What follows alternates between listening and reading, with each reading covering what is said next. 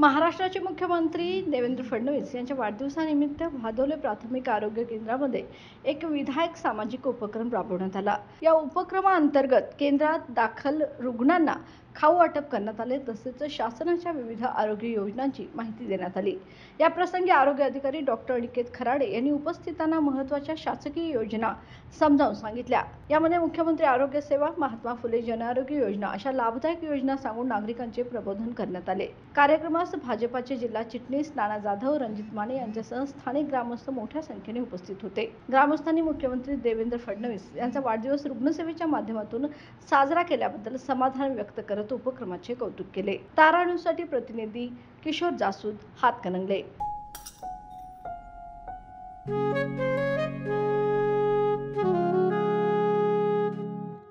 बाबा, आज येताना बासुंदी घेऊन या ना।